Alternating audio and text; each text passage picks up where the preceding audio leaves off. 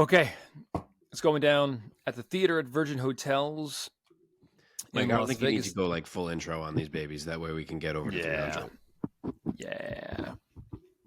Sorry. In Vegas, and let's begin with in the light heavyweight division, Antonio Carlos Jr. taking on Simon Byung. Oh. Mark, give us your take for Shoeface versus Byung.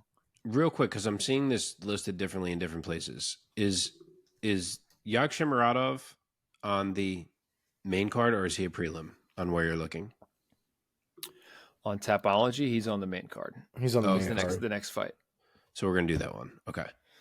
All right. So then I'll just say really quickly 3 that we're not going to do that are on the prelims.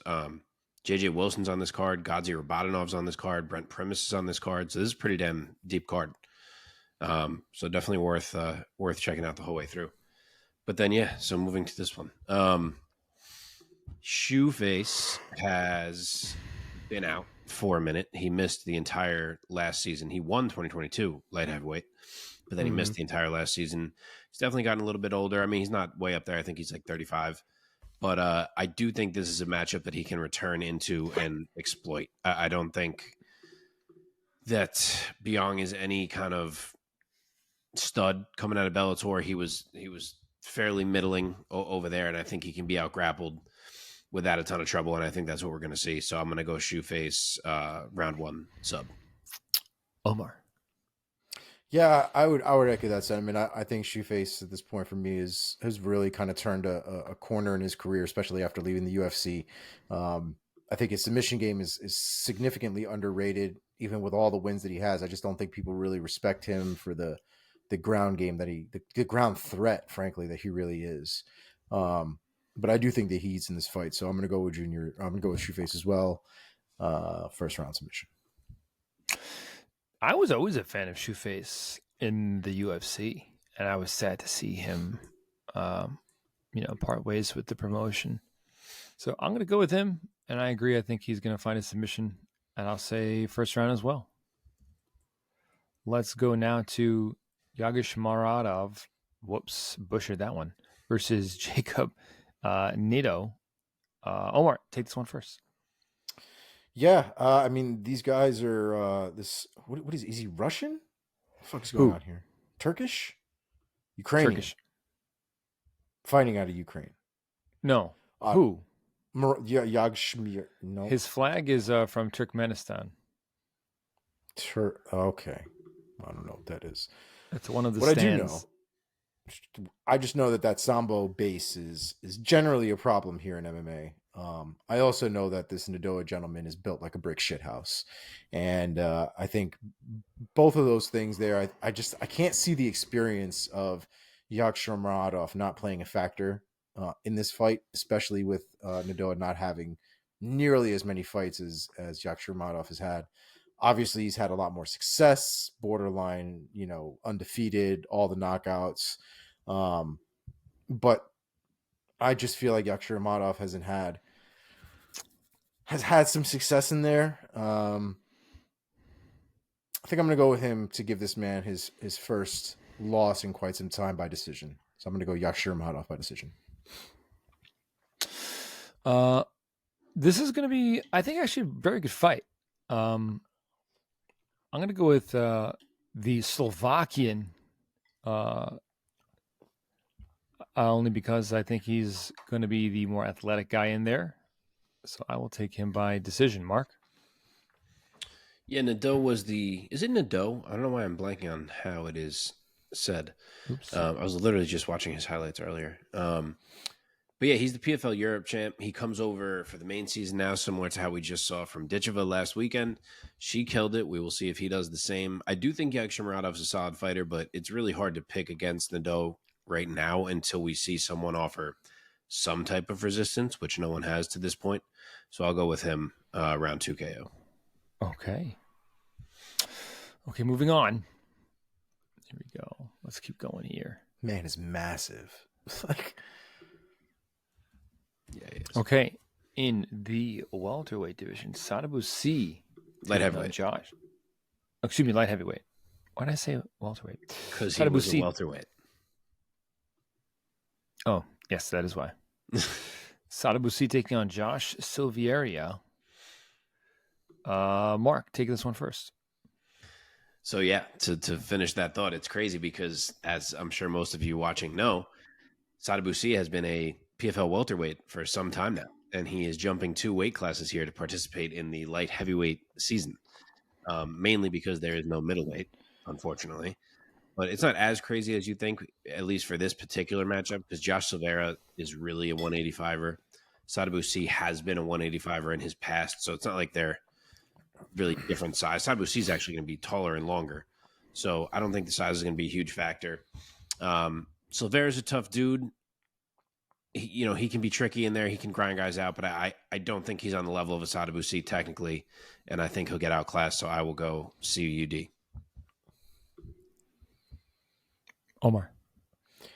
Yeah, I mean, the last fight with Kasang and I think kind of showed kind of that same sentiment that there's just a technical difference, and I think we're going to see, especially from these guys who are a little bit longer than him. I think I'm also going to go Sadabusi here. I'll go with decision as well. We're unanimous on this one. I'm a big fan of Sadabusi. I think he is a super talented fighter, whether it be at welterweight or beyond. I'll take him by knockout, and I'll say second round.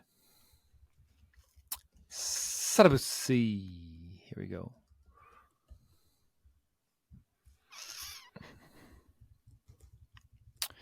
Okay, in the lightweight division, Mads Burnell taking on Michael Dufort. Omar, take this one. Mads Burnell is one of these dudes, man, you can't ever count out. He's not, to me, he's not the most technical guy, but he is a fucking workhorse, that man. And that will always present a problem, especially when you start getting into those later rounds, if it's not somebody that can finish Mads Burnell, which, people don't necessarily finish Mads Burnell like that. So, Dufort's good. He's obviously got some good success in his regional circuit here.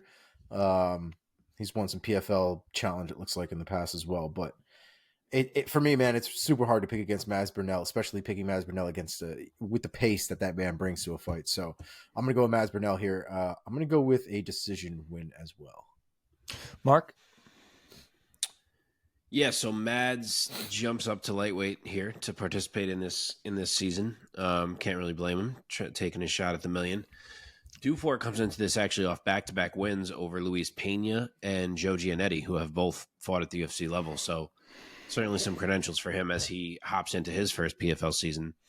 And Mads is, like I said, up a weight class, so it's not crazy to go with Dufort here, but I tend to think Mads' grappling can still be enough to at least get him past this particular matchup. As he has to fight other lightweights, might be a little more problematic.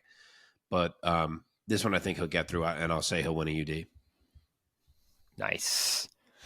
Yeah, I agree as well. And I like that choice, and I will agree with you on that unanimous decision victory. Moving on now to staying in the lightweight division here with Clay Collard taking on Patricky Pitbull.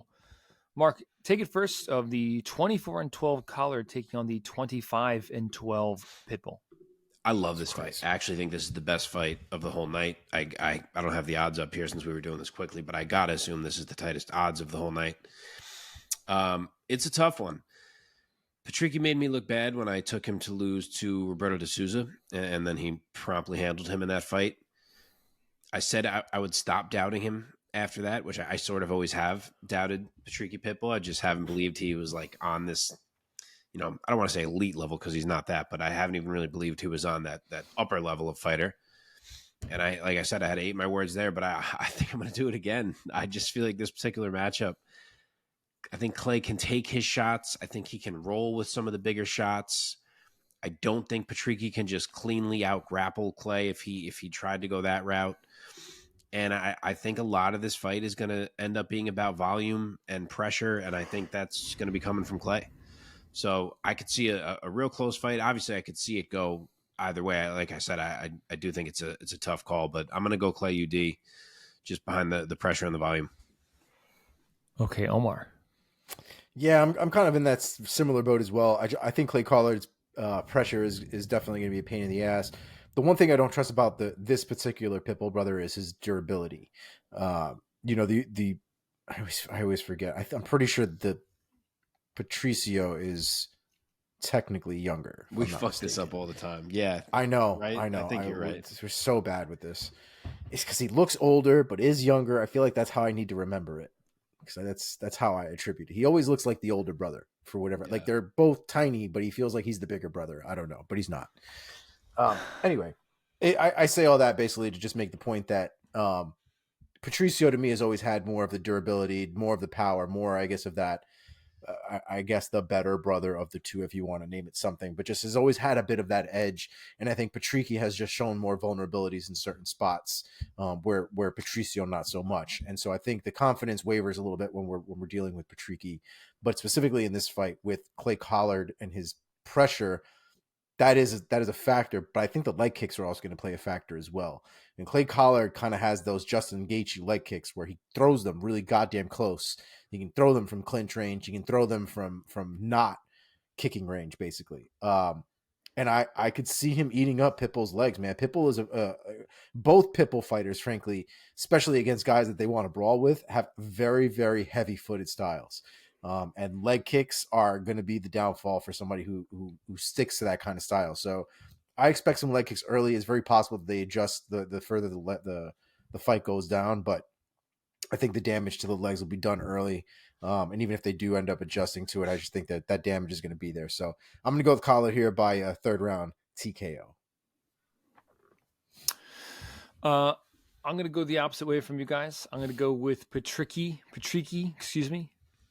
I think he's going to knock him out, and I think he's going to give him only his second knockout loss.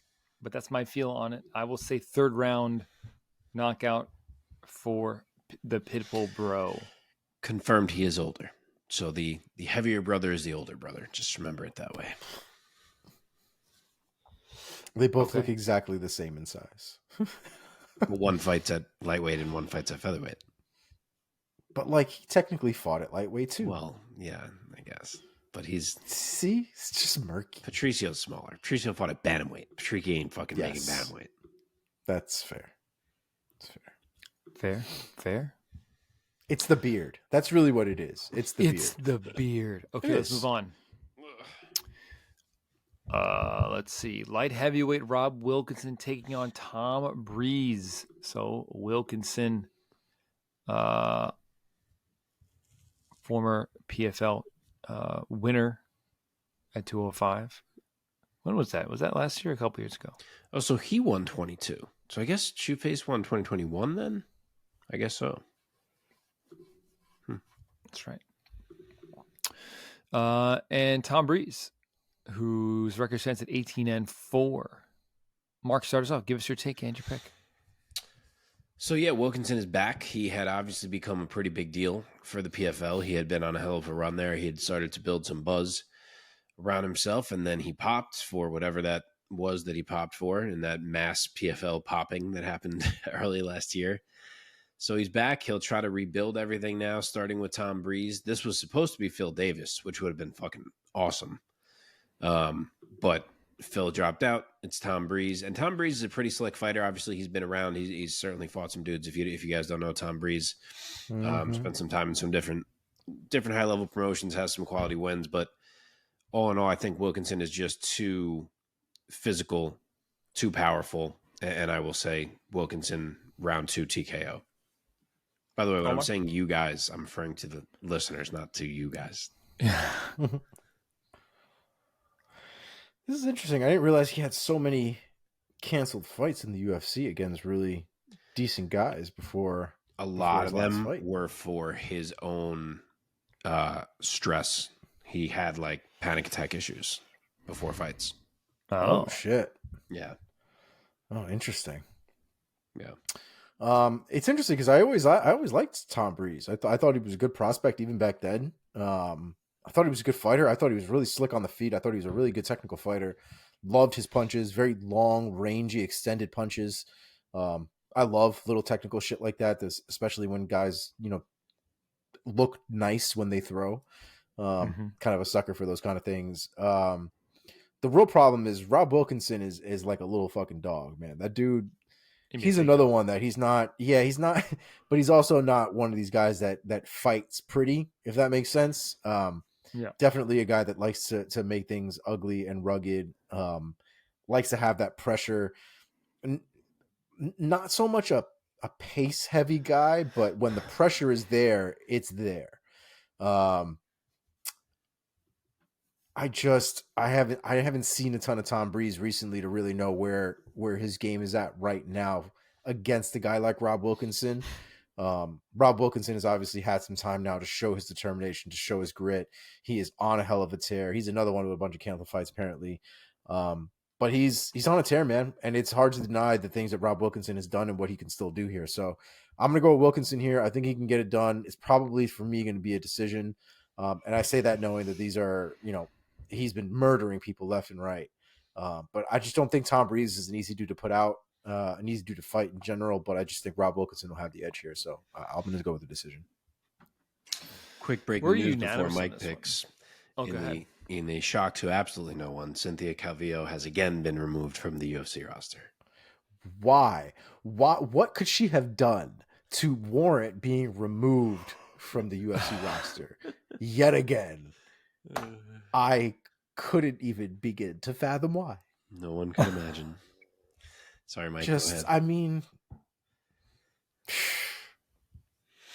sad. It's sad, man. Yeah. I'm with you guys. I'm going to take Wilkinson. I'm going to say he's going to knock him out in the second round. Okay. Still at the light heavyweight division, Impa Kasangane taking on Alex Polizzi. So Kasangane, former PFL winner from last year. He's back at it. Pro record stands at 15-4, 5-1 under the UFC. Also a UFC veteran as well. Take on Alex Polizzi. Easy Alex Polizzi, excuse me. His pro record stands at 10-3. Let's see. He went 4-3 under the Bellator banner, and before he got absorbed up into PFL. Mark, start us off. Give us your take and your pick. All right, so Polizzi, nope. Kasangane is obviously coming off of that close fight with Johnny Eblin. The wrestling of Eblin was a key, and Polizzi is a wrestler. And I always wonder with Impa fighting up at 205, the Eblin one was 185, which is what I believe Impa really should be fighting at. I always do wonder up at 205 what happens when he runs into like a big, strong wrestler. Like if he was matched up with like a Phil Davis, I really do not think it would go well for Kasangane at all. But in this case, as much as Polizzi is a solid wrestler, I think he's kind of right at the limit of the type and size of wrestler at light heavyweight that Impa can still be fine because he's not that big really. So I think Impa can still look good in this one. I think he can keep himself up, and I think he can eventually catch Polizzi. I will go with a round 2 knockout for Kasangane. Omar. Yeah, I think the one thing about wrestlers that are difficult to deal with are the wrestlers, the wrestlers that are especially good at setting up their takedowns. I think a lot of times with wrestlers that when you're expecting, especially a wrestler to shoot a takedown, if you're not one of the fighters that gets sort of stuck waiting for it, I think it's relatively easy to kind of get those telegraph takedowns timed well, especially if you're a really good striker in the space, in the MMA space. And I just think Impa's on that level. I'm not really huge on Alex's hands and his setups. I just think that Impa is going to be able to capitalize long before Alex has any success getting things down to the ground. Obviously, there's always a possibility that happens, but I'm going to trust Impa to get it done here and get it done early. I'm going to go with Impa KO round 1. We're unanimous again. I mean, I've been super impressed by Impa Kasangane. He's been on a tear. He just lost to Johnny Eblin, who is great. One of the best fighters to come out of Bellator. That was a split decision loss. So one of those judges had it going Kasangane's way, which would have put him on a 7-fight win streak coming into this weekend. So Give me Kasangane, but I think Polizzi obviously is a pretty tough dude. He's only ever been knocked out once, so give me Kasangane by a unanimous decision.